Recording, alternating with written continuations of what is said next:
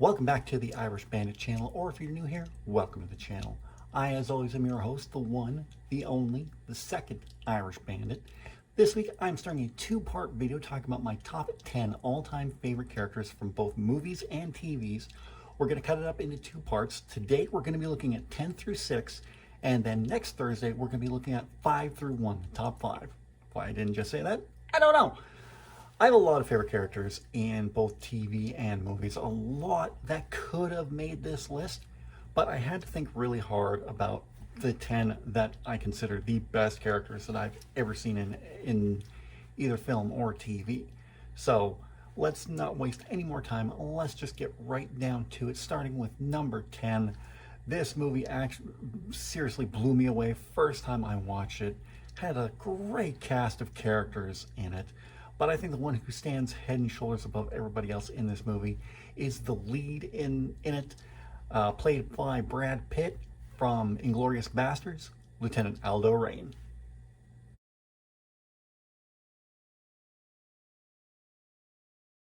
I could have picked a whole myriad of characters from this movie, be it the Christoph Waltz character. It's been a while since I watched Inglourious Basterds. I really need to watch it again, but I loved his character. I love the Bear Jew character. He didn't say much, but he just really went to town on a lot of Nazis. Hugo, he was a great character just for being a Nazi who killed Nazis. Can't go wrong with it. And then you have Lieutenant Aldo Raine. He was just singularly driven with one mission in mind, and that's just taking out as many Nazis as he could. And I think it was great that at the end of the movie, no spoilers, he got the last laugh and had his greatest victory, I would say, with what happened at the end of the movie. But I love the way Brad Pitt portrayed him. It was just so well done. Got the deep Southern voice going. I think it was Southern, but it's kind of raspy. Jim, we're hunting Nazis. It was just a wonderful role for him, and I especially loved this one scene he had. Poses a lot of problems, like fighting in a basement. I absolutely love that line, and I thought the Lieutenant Aldo Raine character was a great character and just magic that leaped off the screen when it comes to Brad Pitt, under great direction by Quentin Tarantino, which leads into number 9 on our list from another great Tarantino movie. If you can't tell, I'm a huge fan of Quentin Tarantino, and I thought these two movies were fantastic, especially with such an amazing lead character taking the helm in this one. She was played by Uma Thurman in both Kill Bill Volume 1 and 2. Coming in at number 9, the bride, Beatrix Kiddo.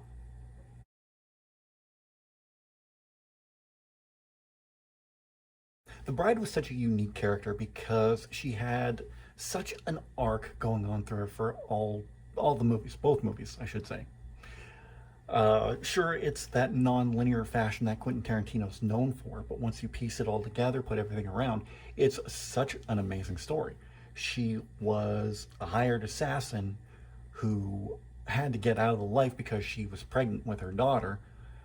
She tried to get out, but the leader of the Deadly Viper Squad, Bill, kind of took a little bit of revenge on her with her other Deadly Viper assassin team members, left her for dead, took the baby, and then when she wakes out of her coma, she is on a mission of revenge. Like, you know the old saying, kick ass and take names, or kick ass and don't take names, something like that. She took names and then kicked ass. And just seeing her character throughout both movies, starting as this deadly assassin to this kind of out for revenge mother bear to the eventual mother she became with Beatty. It was just an amazing role for Uma Thurman. She did such a fantastic job through both movies. Well done acting. The action sequences were phenomenal, especially in the first movie. The fight with Ellie Driver in Volume 2 just made me wince every time, especially that ending part when she plucked out her eye. I have a thing with eyes getting plucked out, any kind of eye trauma. But anytime I see anything like that, it just makes bleh. Like, so at the first point when she plucks out her eye, it was like, oh, good. And then she drops on the floor and she steps on. I wanted to puke first time I saw that. I still do whenever I see it. It's funny because there are only two things that really make me want to upchuck. One of them is Itrom. The other one is the needle pit in Saw 2. Speaking of, John Kramer would have been a great addition to the list, but I didn't think to add him. But anyway, Uma Thurman did a fantastic job as Beatrix Kiddo, and just an awesome time, awesome character who is one of the best. Now we're switching over to TV for these next few entries, coming in at number 8. Yes, number 8. Great series with a great actor in the lead. He was just, it's one of those things, you hear the expression shoot from the hip, and he did. He was a quick draw. He was a old-fashioned cowboy in modern-day Kentucky. Coming in at number 8 from the wonderful FX series Justified, Timothy Olyphant gives his all as Marshall Raylan Givens.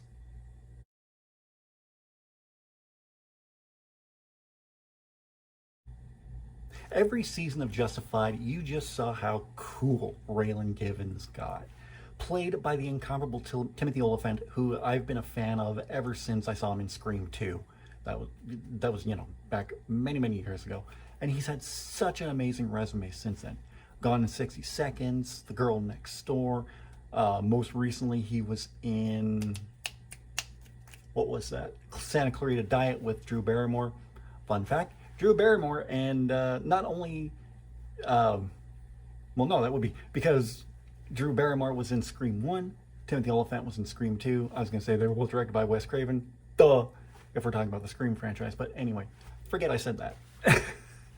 Like I said, Raylan Givens was just cool, He had a cushy job in Miami as a marshal.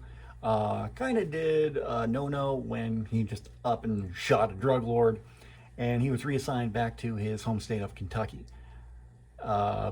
where he runs into a lot of faces that he knew, like Boyd Crowder, who definitely could have made this list if I didn't already have another wonderful character played by Walton Goggins, who I will absolutely rave about when we get to his character, but that won't be until part 2. Stay tuned for that. So yeah, that character could have made the list. A whole number of characters from Justified could have made the list as well, but we're sticking with Raylan Givens, who was just, like I said, he was just cool. And see him interact with everyone, including his own father, who's a big-time criminal. Personally, I didn't feel any sympathy towards his father near the end of his run. It was just, nah, you're a piece of crap, and Raylan is right for not trusting you or liking you, buddy. So Raylan Givens, just a phenomenal lawman and just a great, great character from start to finish of Justified. Another intense character, and we're coming on the final season, we're already in the middle of the final season of this great, great series, based on an Australian movie, which I still need to watch, but Sean Hatosy does an amazing job in this role. From the show Animal Kingdom, coming in at number 7, Pope Cody.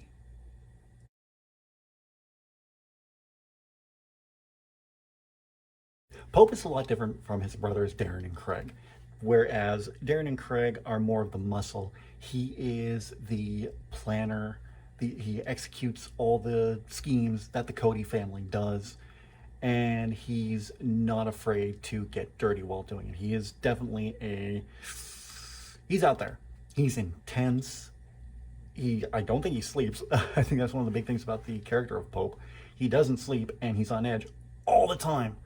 And Sean Hatosy does a mesmerizing job as this character.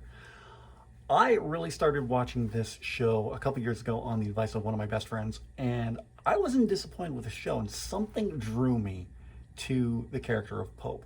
When you have such a great cast of characters like Pope, the first few seasons when you had the character of Smurf on the show, his brothers Darren and Craig, their accomplice Baz, Smurf's grandson Jay, the son of Pope's twin sister, when he comes in and just he kind of takes over everything when Smurf let's just say leaves, because, you know, it's in the final season, but trying not to give too many spoilers away. I've been doing that a lot with a lot of videos lately.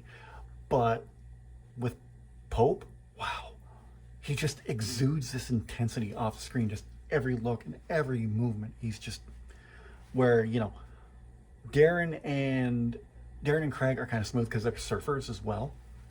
Pope is just like, you can see the veins popping out when he's walking, because I think every muscle in his body is clenched whenever he's walking around. He's like,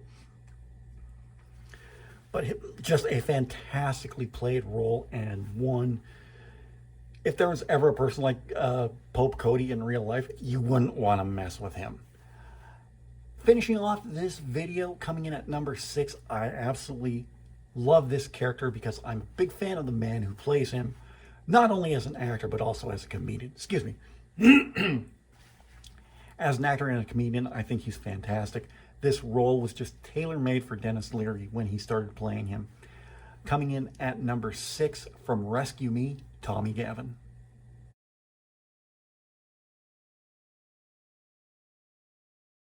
Where Tommy Gavin succeeded as a firefighter in New York City, he failed as a father and a husband in real life.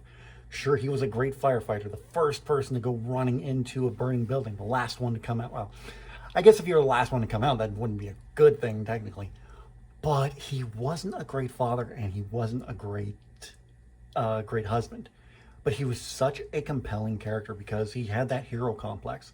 He wanted to save as many people as he could on the job, but he couldn't save his own marriage at most points. He couldn't save his own son at one point, which made Tommy such a flawed and perfect character, and played so well by Denis Leary, because Denis Leary is known for his stand-up comedy routine, and he's one of my favorites. Absolutely love him. He could bring that comic timing to Tommy Gavin, but he could play him with a vulnerability that was just tangible.